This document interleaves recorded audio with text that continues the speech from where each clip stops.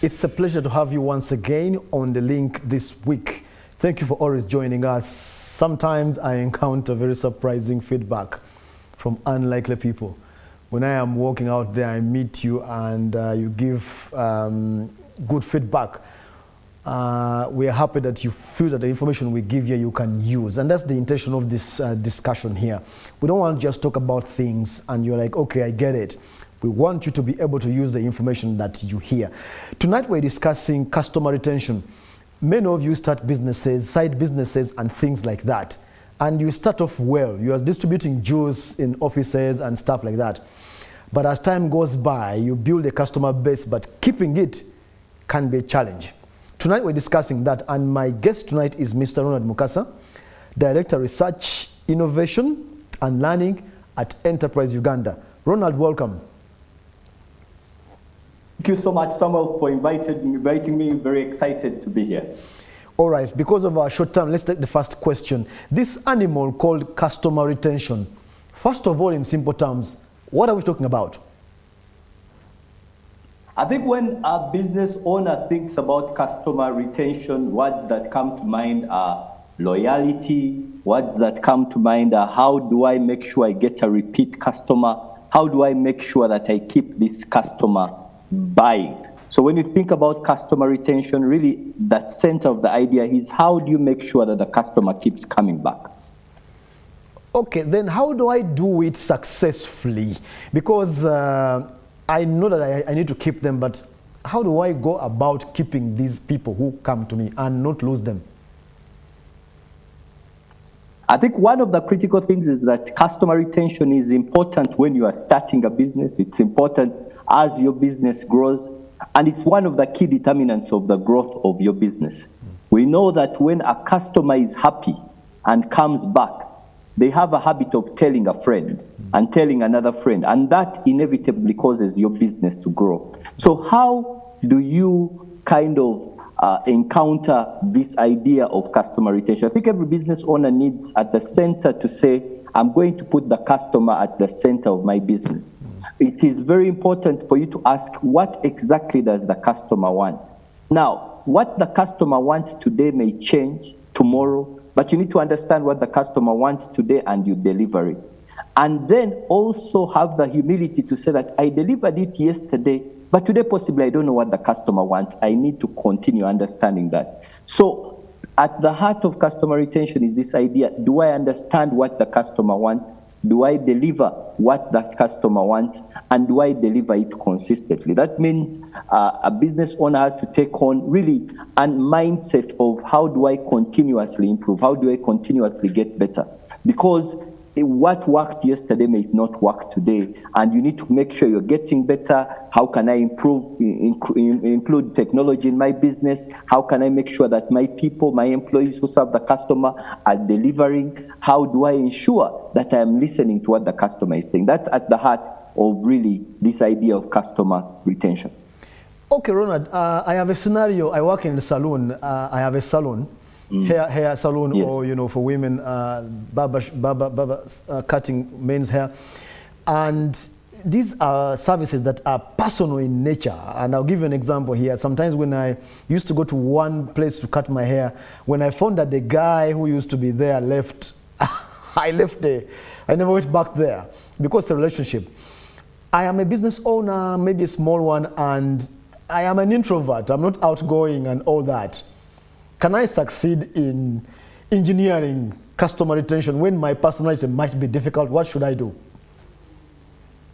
Well, I think most of the times the customer's relationship with your business starts with a relationship with you. Most of our businesses start small. You have mentioned the salon, for example. You start alone and you start cutting people's hair or doing ladies' hair. And then possibly the customers increase and you say, let me bring someone else. Now, it is totally okay to start that way. And you'll notice that you need to understand what exactly does the customer like in my salon. Is it the fact that when I promise that I will open at 6 o'clock, actually the salon is open at 6 o'clock? And when I promise that I'll finish making the braids within 2 hours, actually they are made within 2 hours. That may be what the customer likes. And the fact that you can do that consistently keeps the customer coming back. The customer may like how you speak to them. Sometimes you go to a salon and there are people who talk a lot, but sometimes people are looking for a salon where people are quiet. And that could be what the customer is looking for. So you need to understand what exactly is my customer looking for in my business. But after understanding it, you need to understand, how do I codify it? It means, how do I take it out of myself and put it in the business? If, for example, it's the fact that you keep time, the fact that that day you are ill doesn't mean the salon shouldn't open. There should be a clear process which shows that this salon at 6 o'clock is open. Whether the owner is sick or not, at 6 o'clock it opens. That's when we talk about processes in business, building those processes into your business. Now, however small your business may be, it has to make sure that that is happening, so that there is a process which delivers what the customer is looking for. I'll give you an example. You might be a lovely chef, and actually you make very nice food, but you are not going to make the food forever. You need to say, have I put out a clear process of making this meal? How do I make sure that I make that pested groundnut meal in such a way that it is the same every day? So if someone comes and joins your restaurant, you need to tell them that we put 1 cup of groundnuts, we put half a spoon of salt, we put a bit of this, and this is how we make it. That's a process. Now, that is how you build customer retention or customer care into your system. However, if you say that it is always me, the business owner, who knows how I treat my customers, a day comes when you can't keep doing it. And we have seen many powerful international brands which come into countries. The owners of those brands died possibly years ago, but their attention to the customer remains the same because they codified it and they put it into a system and a process. Okay, thank you so much. Customer psychology or client psychology. It sounds complicated, but it's not. How do I study the behavior of these clients so that I can do what they want? Do I ask them? Do I just observe? Do I do both? How do I go about grasping how they think and what they want at a personal level so that I can serve them? I think customers are very liberal with their behaviors. They are always showing you their behaviors. Your job as the business owner is to ask yourself, have I observed those behaviors? Have I asked about those behaviors? Because a customer will behave himself. I'll give you an example.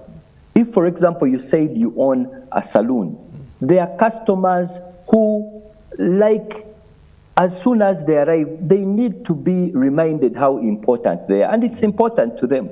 So sometimes it's using powerful words like sebo, which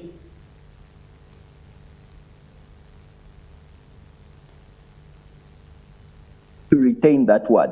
Why? Because it helps the customer feel at home when they're in that place. They feel respected.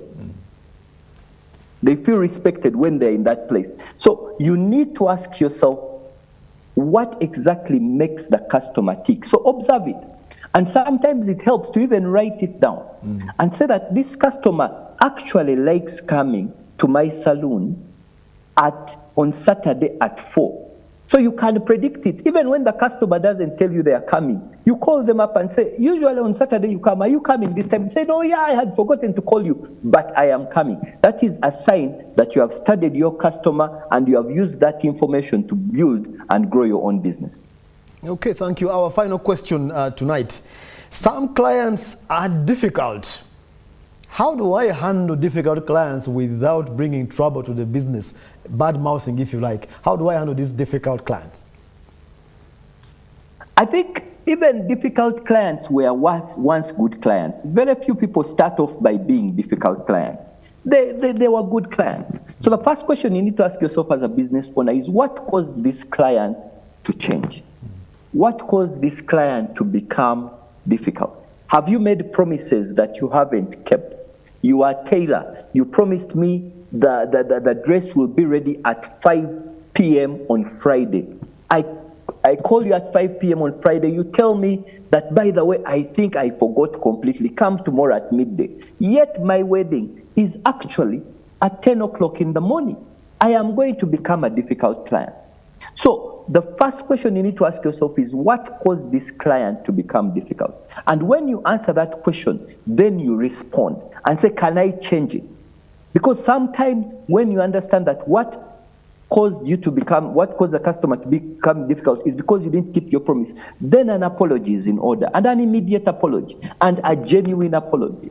And the best way to apologize is to change.